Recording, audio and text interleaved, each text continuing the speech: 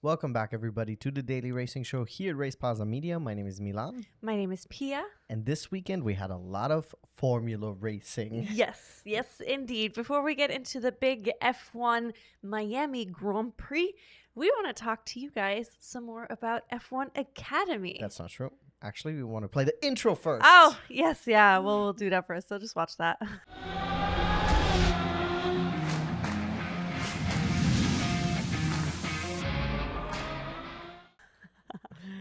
All right. So, yes. So, we had the second F1 Academy race of the season this year. Well, we had round 2, so races 3 and 4 technically, Yeah, because they that's always true. race two races. The last time they were in Jeddah, so this time they're joining us for round 2 of F1 Academy. We watched the first round. Well, we watched one of the races of the first round, which was so much fun. It was so much happened during the race. I remember there was lots of yellow flags during that second race that we had watched. So I was personally very much looking forward to this weekend's F1 Academy races. Yeah, so we saw Jeddah race 2. Correct. And so this time we actually we got to see race 1 and 2. Yes. I will say, I thought that race 1 was the better race. They were both good races, but I think you had more overtaking action in race 1. Even though you still got overtaking action. Yeah. But you had especially, I think we really have to highlight, I think her name is Chloe Chambers. Yeah, Chloe Chambers, the U.S. driver. She drives or sponsored by Team Haas. Yes. So you would definitely recognize her on the grid with the typical Haas livery. Yes. And I mean, yeah, she stood out so much during the first race. So much action. I remember before we get into it more, we started watching the race. And then at one point I was like, it's only been 5 laps, but so much has already happened. Granted, they only did 13 laps, so it's about a 30-minute race, but so much happens. I mean, you cannot look away because you might miss something. Yes, absolutely. So, yeah, and the thing about it is you have to keep in mind because they are driving essentially the equivalent of an F4 car,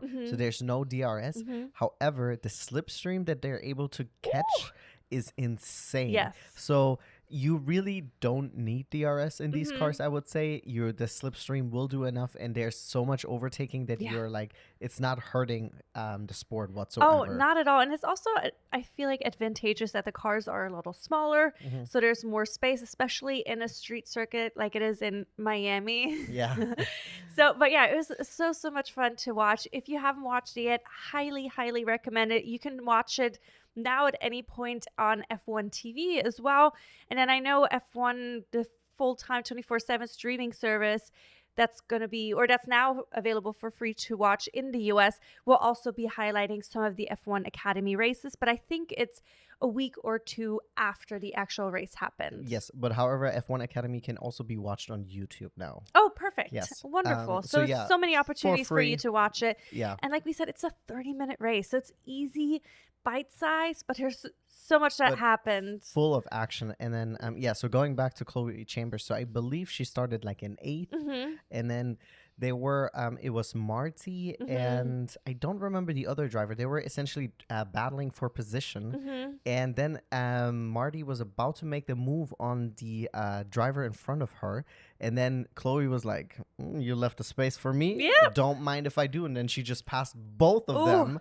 It was like Yuki Tsunoda in the sprint race, overtaking Lewis and Magnussen. I think so. Yes. During the yes. This weekend's during sprint the race. Miami sprint race. So you can kind of envision it like that. And then, however, again, people were battling position. Yeah. And then she was able to make another couple of positions. Yeah.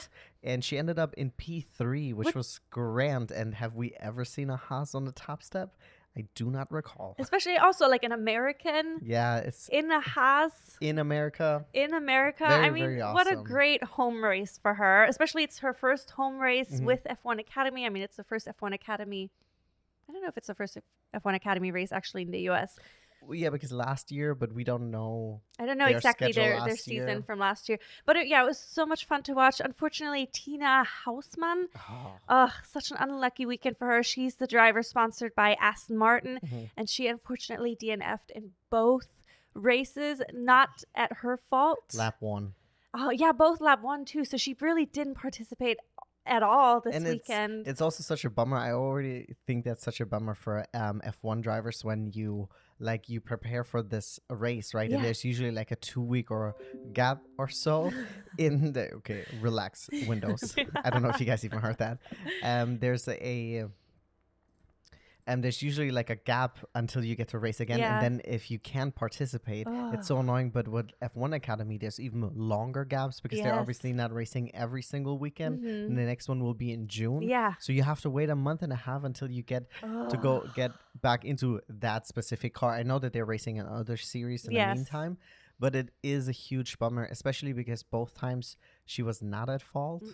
It wasn't anything really that she could have done about it. And you can tell, especially after the first race, she was so upset. She kept the helmet on for quite a long time because she was just like beyond frustrated, and I don't blame her. No, it's completely understandable. Because if you guys watched my racing video this weekend, I also got taken out by someone who did not find the and you didn't have time in the helmet. I didn't have time in the helmet. I was gonna go swinging at him. But yeah, it's beyond frustrating. But I only have to wait 2 hours, not 1.5 months to race again. That is true. But a big shout out to Abby Poling, who ended up winning both of the races this weekend. She did win by technicality. Technicality, exactly, the previous round as well. She's the overall leader currently. She also races in F4, the British Championship, so definitely also check that out. We've talked about F4 before. It's so much fun to watch. And I just found out that F4, the British Championship, has 4 women competing in it, which is great. And I think it also honestly gives her a huge advantage because they are driving in similar cars.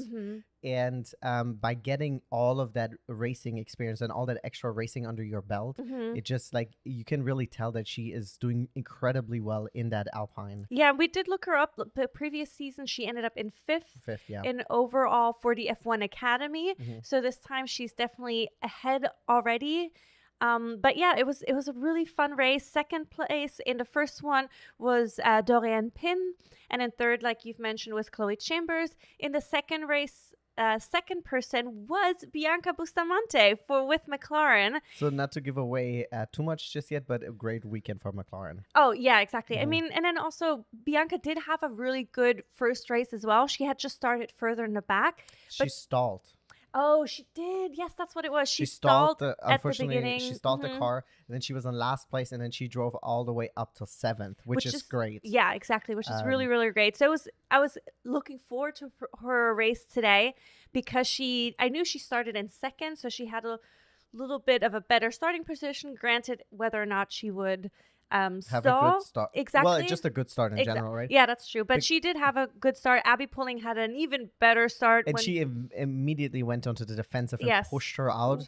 And then she pulled back in because you obviously have also Dorian on P3. Yeah. And you cannot be sleeping on her. And I think that was also for Abby's advantage because Bianca for a long time probably was also driving more defensively because Dorian was quite close to her, usually within a second. Once again, no DRS, but enough to get slipstream. Yeah. So at the end, there was a little bit over 3-second gap to Abby. But I think if maybe she would have not had to drive so defensively, maybe she would have been able to fight for P1. Agreed. But either way, really, really excellent performance by Abby.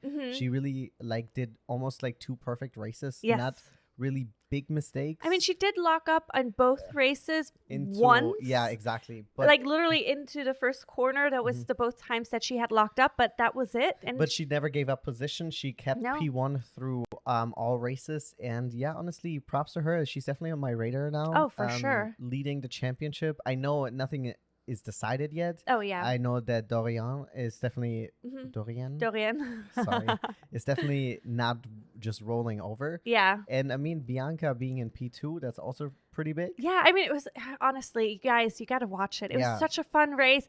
I mean, I'm just getting familiar with all the women on the grid, but it's only 15 women, plus if they have a wild card, it's 16 on the grid, but they're so fun to watch. There's so much overtaking happening, and we also had yellow flags today as well. Luckily, nobody got injured. It was just It you was know, again the Tina. typical Yeah. kerfuffles that happen, Yeah. but it's definitely such a fun race to watch. So definitely check it out. 30 minutes, like we said, and you can watch it on YouTube. Yes, I just want to check real quick because I wanted to see if that one driver ended up getting a penalty for Because of overtaking essentially off the track. track limits. Yeah, that was actually a really popular spot. You saw it a lot also in F1. Yes. That's where Magnussen collected a lot of his. Yes. So let me see real Yeah, quick. it was one of the chicanes, one of the curvy areas where there was a lot of overtaking happening or attempts happening, and then a lot of times people were able to get their positions back. But yeah, just let us know if you see anything. Yeah. But yeah, definitely check it out. I'm looking forward to the next race. It's going to be, like you said, in June. Mm-hmm. But while you look that up, let's move on to the sprint race. Exactly. So we had F1, of course, also in Miami adjacent races, and then we had the sprint race on Saturday. I'm trying to remember right now what happened to the sprint race because the big race was just whatever. so much. I can't find it. They're making it too difficult for me to find right now. I don't want to check out like that. Yes. Sprint race was quite exciting. We had a good fight between Magnussen and Hamilton. Oh, yes. Magnussen said in his post-race interview that he didn't like that he had to use those quote-unquote silly or dirty tactics again to defend, but apparently Nico cut the chicane because it was Nico, Magnussen, and it was Hamilton. Yes. And by Nico cutting the chicane, it ended up Magnussen dropping out of DRS of him, and so he kind of like left Magnussen out to dry or like for Hamilton. Yes. You know, and then so they were fighting back and forth quite a bit, and Magnussen is someone who does get out his elbows quite a bit. Yes. In the post-race interview, Hamilton said like, no harm, no foul. No harm, no foul. Like you kind of have to like put your elbows out, especially if you're racing against a car that is potentially quite a bit faster, even though it is the Mercedes at the moment. Yeah. However, there was a really, really cool moment that I mentioned earlier, where Magnussen and Hamilton were fighting, and then Yuki was like, "Is that a gap?" Yes. Because I won it. And then he ended up overtaking both. He did end up losing the position again to both of them, but he finished ahead of Magnussen. But Magnussen also picked up like 3 penalties. I know, like poor 35 seconds worth of penalties. It was absolutely insane. Yes. However, the highlight of the sprint race, hands down, Danny Ricciardo. Yep. Danny Ricciardo really showed why they call him the honey badger, because he kept Carlos Sainz. Carlos Sainz in a Ferrari behind him for the majority of the sprint race. He made that Visa RB Cash App, whatever the fuck the stupid name is called, so big, and it was absolutely gorgeous racing. Oh, it was so nice to watch. Beautiful defending, and honestly, it was really, really great to see Danny like doing his Danny thing. Yeah, exactly. Like driving well. And it was also great to hear afterwards he was so happy.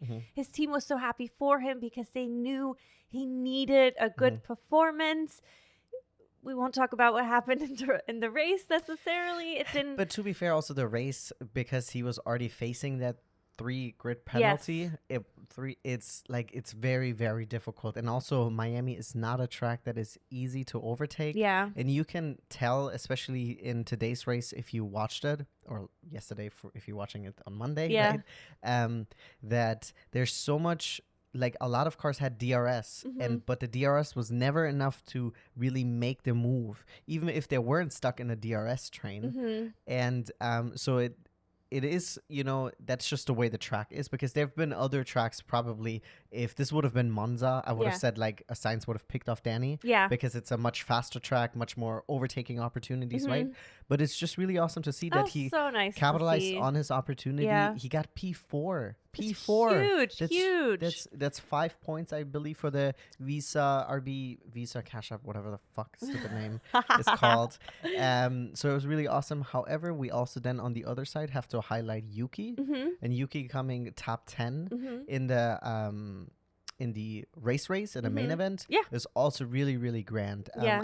I wasn't expecting Danny really to like fight his way I through mean, he the started in 20th position for the main and I think race. he finished in 15th or 14th or something like that. So I think he made up quite a good amount of spots, but you know, there's nothing really you could do about it. Yes, but can we now talk about the big race? Yeah, let's talk about it. I mean, you can check out the results for the sprint race. The highlight was the Danny thing, and then also the Hamilton Magnussen fight with Yuki passing them. But moving on to the big race. I mean, who would have thought that today's race was going to be today's race? Honestly, it's such a wonderful thing to be able to witness. I think we're just gonna say it. Go ahead. It's Friday then. It's Saturday, Sunday. What? All right, our boy, our center of our bingo board. We didn't bring it, but yeah, he won. Lando Norris won his very first race, guys. He won. I still have goosebumps just now. Like I have goosebumps all over. Just. Yeah, I mean, he got lucky. Absolutely. The safety car, the way it ended up happening, Magnussen on accident took out Sargent, which is really unfortunate because it was a home race for Sargent. Yeah, just and like homeboy can't catch a break because he's so much pressure. There's so much talks about him leaving.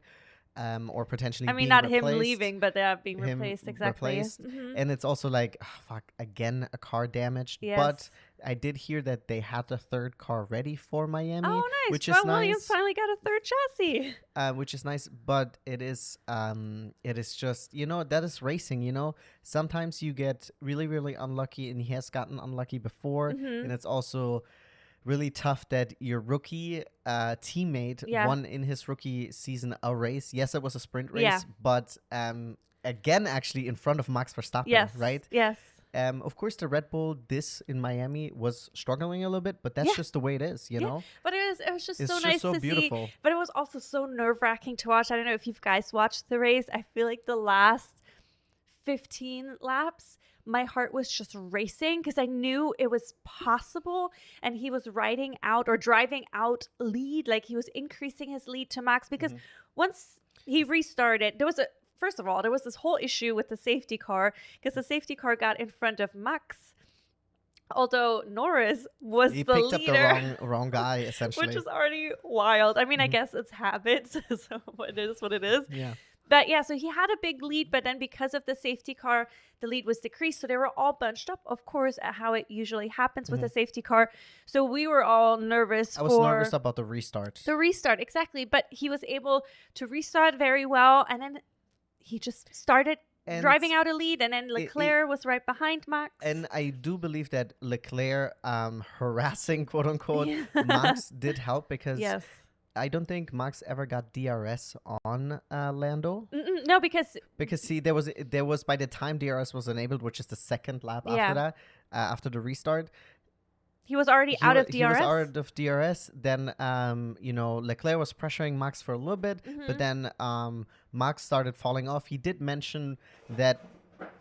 I think one of our neighbors just damaged their car. I think so. It didn't sound... No, it might be a trash outside. It's anyways. Fine. It's trash. It doesn't matter. It's a tight turn and going to the back. Anyways, so... What was I saying? So the Red Bull was already struggling. I think Max already said that he was struggling on the mediums. Then when they switched to the hards, he had a really hard time turning the car, he said, through the corners. And I mean, obviously we believe that because obviously you can see it on the race results. Yeah. You can also tell that Checo, I always say if Checo gets caught up in the sauce, he's not going to make P2. Yeah. And he didn't. So he ended up finishing P5. And then Hamilton was P6. Yeah. Oh man, but it was just so nice to see. So awesome. It's been such a long time coming, and people have been talking some smack about Lando not being because winning yet. He held the record for the most amount of podiums without ever winning. Exactly. Fortunately, he is off that list now, and I think Heinz-Harald Frentzen is still now, number one. Or I think it's him or something like that. Oh no, Heidfeld. Nick Heidfeld. Yeah. He's back on the tab. But I mean, I'm sure he's happy about that. I mean, it's a record. Yeah, I don't know if that's the one But record yeah, you don't want. no, that's true. But I feel overall the Miami race was still fun. Granted, it was not a lot of crazy action, but there was still a lot of overtaking that was happening. I think the result made it a great race. Oh, the result made it a great race, but I think overall it was still an interesting race. It was not a Bahrain, nothing happened kind of race, because there was still some action here and there. Exactly. We did have the issue that this is a track, once again, I don't think overtaking is the easiest. Yes. And then even with the DRS, so you had for the first, like, until I think Albon kicked off the pitting. Until then, you had from 8th until like 14th or something, you have a huge DRS train. And unless, I guess, someone makes a mistake that no one is really breaking out of that one. It was very I think the Miami track is okay. I'm not 100% a fan of it. 100%. I wish they would have maybe, I don't know. I'm sure I don't know. It's not my favorite track, but it is really, really awesome that Lando finally got his maiden P1. I think this is really the highlight. Let's be honest, Miami's a great place to win, because you're gonna. I mean, not that you can't go out in other places. Miami, but if you want to go out in Miami, let's go, right? Seriously. Yeah, that's what I said. I was like, that's the after party that I want to attend. Seriously, yeah. Yeah, but I mean, the race was a lot better than I had anticipated. 100%. Because I feel like last year there was not quite as much action. No, last year was in general not that much action. Yeah, that's true. But even in the behind Max, Two things though. I have to shout out our friend Sophie, because we watched it with our friends, and she called it. She was before the race even. So she was like, Lando will win, and I was like, no. I was like, Max will drive away, and then it will be interesting unless he DNFs. And this is the first time in years I think Max has not won a race, but that he finished. So Lando is the one that ruined it for him. But it was also really cool to see after the race. There's so many people who congratulated Lando on his P1 there. You saw everyone really coming over and congratulating, because I think from P1, or technically P2, all the way till P8, everyone had won a race besides Yuki. Yeah. Right? So it was really, really beautiful nice to see everyone being so happy I mean, him. Fernando Alonso even went onto the track to congratulate. Congratulations, you're a champion. To congratulate him. And then, of course, his boy Carlos gave him a big hug. I mean, everybody. And then you saw Danny, and of course Max and Charles. And it's just really awesome. A lot of the drivers went out of their way to congratulate Lando, because I mean, they know it's a big deal. Your first win, and especially because he had it for a long time coming, and he did the thing that I think a lot of people said I think people were like, bro, why are you sticking with McLaren? They're not going to get you where you need to be. If you switch to a team that is more competitive, you probably can get that P1. And he stuck it out with him. Yeah. He's been loyal to McLaren, and it's paying off, because I think the pace that he showed at the end when he had clean air was quite eye-opening for all the other teams. Yes, definitely. And also, it's such a huge win for Zach Brown. He was so stoked. And of course, everybody else on the team as well. I think, what's his name? Andrea Stella. Yeah. Also, and I mean, every single person. You could see, like, the last laps they showed the crew, and everybody was just trying to hold, like, their breath almost. I was trying to hold my breath the last 15 laps, but it's just not possible. I will say, sorry, if the safety car would have been maybe a few laps earlier or something like that, we might have seen actually Piastri on the podium, because Piastri was leading the race. Yes. For a hot minute when people were pitting. And but then he ended up getting in a kerfuffle, like you like to say, with Carlos, and that ended up damaging his wing, and he had to pit.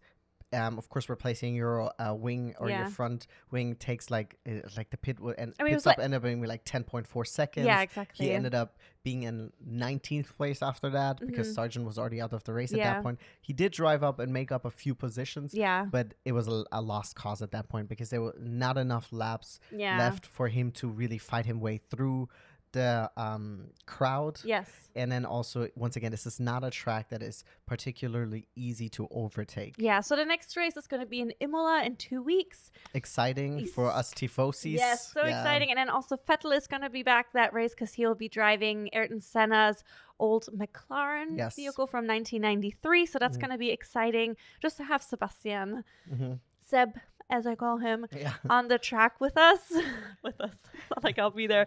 But that's going to be nice. And we also have Monaco coming up in May. So May is going to be a fun month. And I do have to say before you start talking. So I thought that's what I'm supposed to be doing here. No, you're right. But, shut the fuck up. No. But I just wanted to say, I feel I was going into this F1 season kind of not expecting a lot. I was going in with a negative mindset. Yeah, I mean, I was being hopeful, but I expected kind of the trend of the end of last season to continue. But I'm so happy that honestly, it's not. It's not. And I really painted the devil on the wall. I was like, this season's probably not going to be that good. And then next season, you just throw it out of the, throw it in the trash. Like, it's not going to be interesting. But seeing the way it is now, I take everything back. Yeah. I am hopeful. Yeah. And I am renewed. I'm not saying Max is not going to win it. Oh, I'm not saying that. No. But I'm going to say it will be hopefully more interesting. I was able to cross 2 things off of my bingo board today. Of course, our centerpiece. Yes. So no matter which one you picked which board you picked. Yeah. And then I was able to cross off 3 different teams won an F1 race which didn't happen last year. Well, the year before that. So yeah, let us know what you think about this current F1 season. How are your thoughts moving forward? I mean, I don't have to ask you, but I'm sure you're also very happy about Lando's win. Because I mean, if you're not happy for Lando, still please like and subscribe. Yeah, okay? please stick around. But explain yourself. Explain yourself. I do want to highlight again Nico Hülkenberg's performance. Yeah. He is doing exceptionally well in that Haas. Yes. And it's really awesome to see this dude come back from retirement out of F1 because of Vettel, really. Yeah. Vettel was like, I have COVID, put this guy in the car. Yeah. And then he was like, I kind of don't want to go to this place where they just drop bombs 10 miles off of the racetrack. So Hülkenberg raced again. Oh. I don't know. I think he said maybe like, I don't feel so well. Yeah. So he did 2 races in Aston. Now he signed on with Haas and he's killing it. And next year he will be, and for the next 2 years he will be again with Kick and then with Audi. So awesome. I mean, I hope he has a good car then, but it's really nice to see. It's so exciting to see. It is. I mean, there's so many exciting things happening. There's so much drama, of course, always happening in F1 too. I don't know if I'm just more aware of it this year just because we're more in it this year, or if this year just has been like outrageously I think that the start into the season was whack. The first race was just like, what are we even doing here? Oh, yeah. Like, this is just the most boring thing ever. But it's gotten increasingly better and better, and I have high hopes. Yes. I think Monaco will be a little bit of a break. Yeah, I don't expect Monaco to go great. Monaco, but we all know it's the cars in combination with the track is just not meant for overtaking. There's really just one spot where people can overtake. Yeah, we'll just see if Checo will crash on purpose again to have good track position. Oops. Listen, the only thing I want for Monaco is for Charles to have a good race. Yes. Good race. Does that mean win? In a perfect world, yes. Yes. However, if he just doesn't leave sad, I will be happy. I mean, if he doesn't win, he'll leave sad. That's just yeah. But like even like the last 2 races ago, he got shafted by Ferrari's strategy. But now I think I will say though, like I don't want to get too hopeful, but Vasseur at Ferrari has been doing really amazing. He's been a big fan of Vasseur. He's doing really well. He's invited if he wants to come over. He's invited to the cookout. Is that what you're saying? He's invited. Well, I mean, to our house. Yes, please. Well, I mean, yeah. I would hang out with Vasseur because he seems like a good dude. He's like, where's this coming from? He's coming over to our house. I mean, not that he would ever. I mean, guys, if Vasseur would just show up at our doorstep and be like, "Hey, I heard you invited me," I'd be like, "Okay, yeah." Yes, he watched us.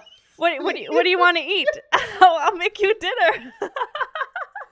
Okay, so yes, I think we're the Lululemon at this point. I mean, it's just because of Lando's win. I feel like I'm Yeah. on a high. Mhm. And again, we're so excited for Lando. And we thank you for tuning in today. Yeah, let us know what you watched this weekend racing related. Yes. We also, yesterday, we brought out our video about AMA Supercross. Wow. I joined in at the end. So check that out. If you've never heard or watched Supercross, we also have a video breaking everything down. Yes. It is hot. Everything is still open. Guys, It's racing this year is lit. Don't miss out. And if you want to know what you can watch, when you can watch it, and where you can watch it, Yes. check out our website. We have a free racing calendar. You don't even have to give email or nothing. It is free. You can look at it and see like what is there to watch this weekend racing related. And you know what? We'll provide the time, not the time. The date, because it's different local times. It's a little tricky. And then also really important as what you can watch, where you can watch, and where you can watch it. Like because racing, they always hide where you can watch. Why are you guys hiding it? But you know what? We are finding it for you. Yes. So check it out, guys. But yeah, sorry, this was a mess today. But thank you guys so much for tuning in. We really appreciate it. As always, like and subscribe. And we'll see you guys here tomorrow at the Daily Racing Show. Muchukis. Bye.